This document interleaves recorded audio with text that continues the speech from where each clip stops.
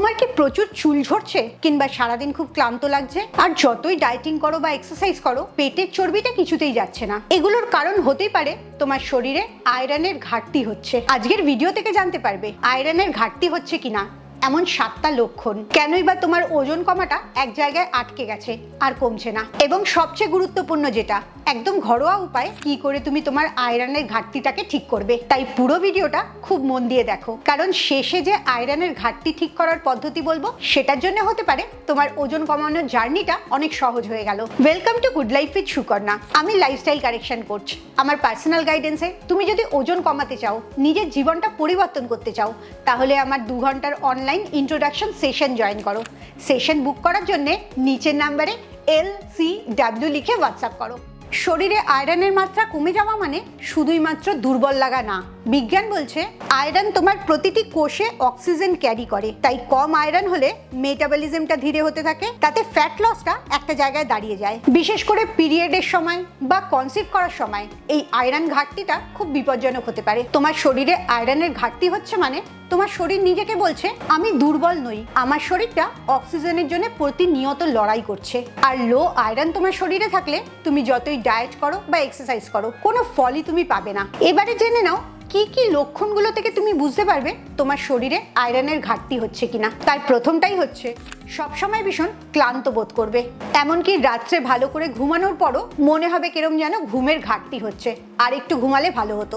আসলে আয়রন আমাদের শরীরে হেমোগ্লোবিনটাকে তৈরি করতে সাহায্য করে, এবং আয়রনের ঘাটতির জন্য যখন তোমার শরীরে হেমোগ্লোবিন কম হয়ে যাচ্ছে তখন অক্সিজেনটাকে এক জায়গা থেকে আরেক জায়গায় শরীর ঠিক করে নিয়ে যেতে পারছে না। তাই আয়রন কম মানে তোমার শরীরে অক্সিজেনের কম, আর এর কারণেই তোমার সবসময় কিরম দুর্বল অনুভব হয়। সকালে উঠেই মনে হয় আবার কত কাজ, আবার আজকের দিনটা এইভাবেই পার করতে হবে। আয়রনের ঘাটতির দ্বিতীয় লক্ষণ হচ্ছে প্রচুর চুল পড়তে থাকা আর চুলটা একদম পাতলা হয়ে যাওয়া। বিজ্ঞান বলছে চুলের গোড়াটা, যেটাকে ফলিকলস বলে, সেটার প্রচুর অক্সিজেন আর পুষ্টির দরকার পড়ে। তোমার শরীর যখন আয়রনের ঘাটতি দিয়ে যাচ্ছে তখন এইগুলো ফলিকলসটা ঠিক করে পাচ্ছে না, এর জন্য প্রচুর চুল ঝরা শুরু হয়ে যাচ্ছে। তোমার যদি প্রচুর চুল ঝরে তারপরে সারাদিন একটা ক্লান্তি বোধ হয়, তাহলে হতেই পারে এই দুটো সমস্যার কারণ তোমার শরীরে আয়রনের ঘাটতি হচ্ছে। এবারে আসি 3 নম্বর লক্ষণটায়। চামড়াটা কিরম ফ্যাকাশে হয়ে যাচ্ছে আর চোখের তলায় কালো দাগ আসছে, যেটাকে ডার্ক সার্কেল বলা হয়। এমনকি তোমার চামড়ার সাথে ঠোঁটটাও কিরকম রুক্ষ হয়ে যাচ্ছে, ফ্যাকাশে দেখতে লাগছে। এটার কারণ হচ্ছে হেমোগ্লোবিন রক্তের যে লাল রংটা হয় সেটাকে দেয়, আর তাই হেমোগ্লোবিনের মাত্রা যখন কমছে লাল ভাবটাও কমতে থাকছে, সেটা তোমার চামড়ায়, ঠোঁটে, সব জায়গাতেই দেখা যাচ্ছে।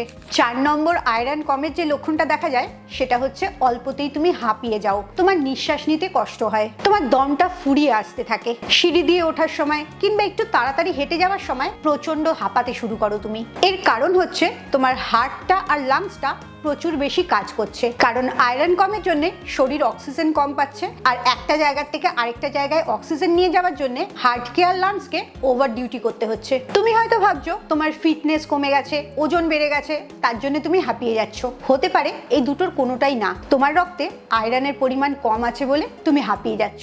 এবারে 5 নম্বর আয়রনের ঘাটতির যে লক্ষ্যটা দেখতে পাবে সেটা হচ্ছে হাতের আর পায়ের এন্ডস গুলো ঠান্ডা হয়ে যাওয়া, এমনকি ঘন ঘন মাথা ব্যথাও করতে পারে। আবার এরকমও হতে পারে মাথাটা ঠিক করে কাজ করতে পারছে না, কিরকম একটা ঝিমঝিম লাগছে। এমনকি নর্মাল ওয়েদার যেখানে টেম্পারেচার বেশি নেই সেই অবস্থাতেও তোমার হাত আর পা ঠান্ডা হয়ে যেতে পারে। তুমি হয়তো এক জায়গায় দাঁড়িয়ে আছো, মাথাটা হঠাৎ কিরকম ঝিমঝিম করে উঠলো, তোমার হয়তো মনে হলো এক্ষুনি মাথা ঘুরে পড়ে যাবে। এই সব কটা লক্ষণই দেখা যায় তোমার শরীরের অক্সিজেনের ঘাটতির জন্য, আর এই অক্সিজেন ঘাটতির কারণ হতেই পারে আয়রন কম আছে বলে, কারণ ব্রেন এই অক্সিজেন কম থাকাতে খুব সেন্সিটিভ থাকে, তখন অনেক উল্টোপাল্টা কাজ করতে থাকে। 6 নম্বর যে আয়রন ঘাটতির লক্ষণটা দেখা যায় সেটা হচ্ছে তোমার ইমিউনিটি কম হয়ে যাওয়া। একটার পর একটা অসুখ তোমার হতেই থাকছে, হয় ঠান্ডা লেগে যাচ্ছে, নয় অ্যালার্জি হচ্ছে, নয় পেট খারাপ করছে, নয় জ্বর হচ্ছে, কিছু না কিছু তোমার লেগেই আছে। বিজ্ঞান বলছে ইমিউনিটি সেলগুলোকে ঠিক রাখার জন্য আয়রনের খুব প্রয়োজন পড়ে, তাই লো আয়রন থাকলে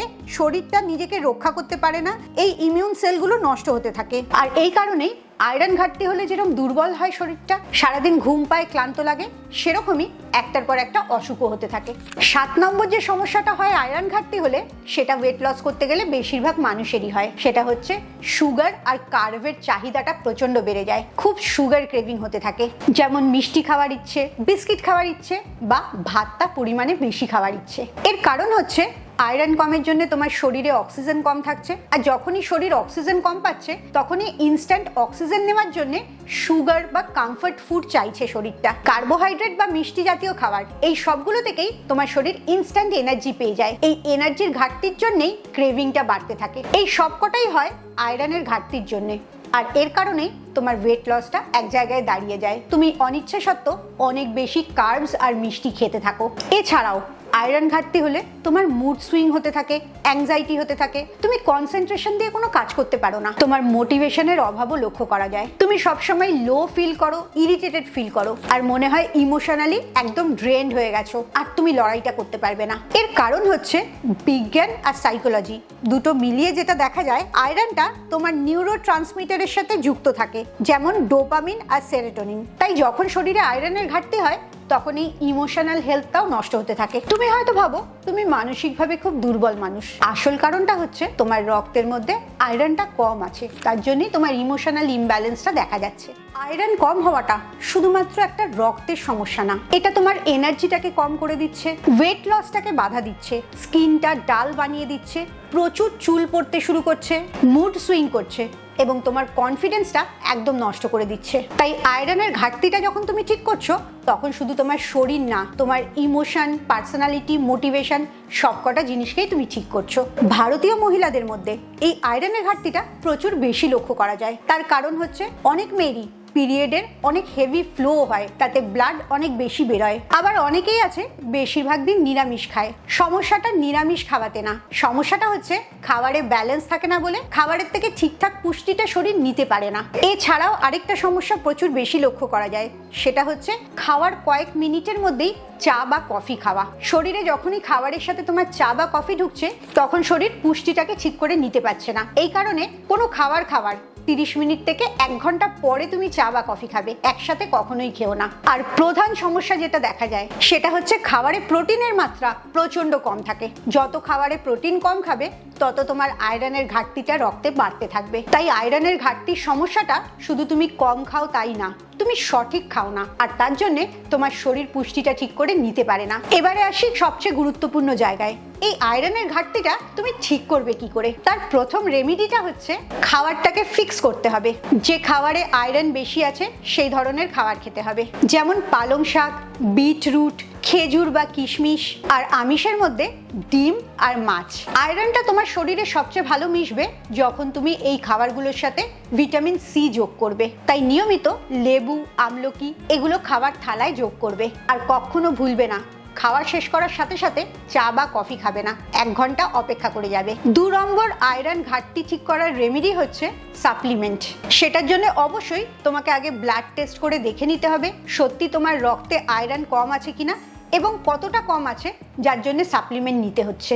এই পুরোটাই ডাক্তারের পরামর্শে নেওয়া সবচেয়ে ভালো। তোমার যদি আয়রন সাপ্লিমেন্টে অসুবিধা হয় তাহলে সেটা খাবারের সাথে খেতে হবে। এই সব সাপ্লিমেন্টগুলোই ডাক্তার তোমাকে অ্যাডভাইস করবে। তবে তুমি একটা জিনিস মনে রাখবে, সাপ্লিমেন্ট তোমার খাবারকে সাপোর্ট করবে, তোমার খাবারের পরিবর্তে কখনোই সাপ্লিমেন্ট খাবে না, কারণ খাবারের কাজটা খাবারই করতে পারে, কোনো সাপ্লিমেন্ট সেটা করতে পারে না। 3 নম্বর রেমেডি আয়রন ঘাটতি কম করার জন্য সেটা হচ্ছে পুরো লাইফস্টাইলটাকে তোমায় রিসেট করতে হবে, যেখানে প্রতিটি খাবারে পর্যাপ্ত পরিমাণে প্রোটিন খেতে হবে, রাত্রিবেলা 7 থেকে 8 ঘন্টা ঘুমাতে হবে, তার জন্য একটা হেলদি ঘুমের রুটিন সেট করতে হবে, আর অবশ্যই নিজেকে স্ট্রেস টেনশন থেকে দূরে রাখতে হবে, কারণ যখনই তুমি স্ট্রেস করবে তখনই খাবারের পুষ্টিটা তোমার শরীর ঠিক করে নিতে পারবে না। তাই কেরম খাবার খাচ্ছটা যতটা জরুরি, মানসিক স্বাস্থ্যটা কেরম আছে সেটা দেখাও জরুরি। না হলে ভালো খাবারটাও তোমার শরীরে কোনো উপকার করতে পারবে না। শরীর তখনই নিজেকে ঠিক করে যখন তোমার মনটা একদম শান্ত থাকে। আর 4 নম্বর রেমেডি আয়রনের ঘাটতি ঠিক করার জন্য, ইমোশনাল আর স্পিরিচুয়াল হিলিং।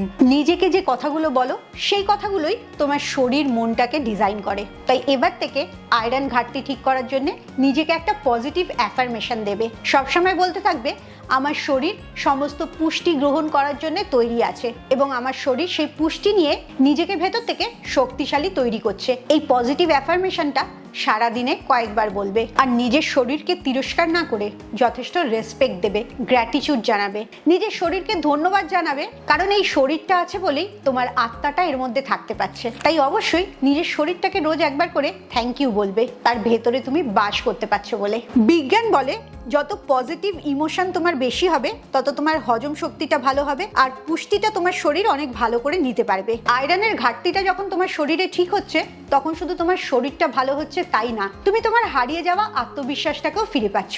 তাই নিজেকে নিজে প্রমিস করো তোমার শরীরকে তার সঠিক পুষ্টিটা তুমি দেবে। আর যে সাইনগুলো শরীর দেখাচ্ছে শরীরের কোনো পুষ্টির ঘাটতির জন্য, যেমন আয়রন ঘাটতির জন্য, এই সাইনগুলোকে লক্ষ্য করবে এবং সেগুলোকে ঠিক করবে, অবহেলা করে দিন কাটাবে না। আজকে থেকেই যদি তুমি নিজের শরীরের খেয়াল রাখা শুরু করো তাহলে এক্ষুনি আমাকে কমেন্টে জানাও আয়রনের ঘাটতি তুমি ঠিক করছো। পেটের মেদ কমানোর জন্যে অনেক কঠিন কঠিন এক্সারসাইজ দেখো, অনেক খাবার ছেড়ে দেওয়ার কথা দেখো, এগুলো দেখে তোমার মনে হতে থাকে পেটের মেদ কমাটা ভীষণ কঠিন একটা কাজ। আর এটাও তুমি বিশ্বাস করতে শুরু করো তোমার দ্বারা সেটা হবে না। আসল কথাটা জানলে খুব অবাক হবে, পেটের মেদটা শুধুমাত্র তোমার খাওয়ার জন্য বাড়ে না, অনেক সময় তোমার ঘুমের জন্য, মেন্টাল স্ট্রেসের জন্য এবং তার থেকেও গুরুত্বপূর্ণ নিজের সাথে নিজের সম্পর্কটা ছিঁড়ে যাওয়ার জন্য এই পেটের মেদটা বাড়তে থাকে। তুমি যদি জানতে চাও খুব সহজ 7টা অভ্যাস যেগুলো করলে তোমাকে ডায়েট করতে হবে না, এক্সারসাইজ করতে হবে না, অথচ খুব সহজে তোমার পেটের চর্বিটা গলতে শুরু করবে,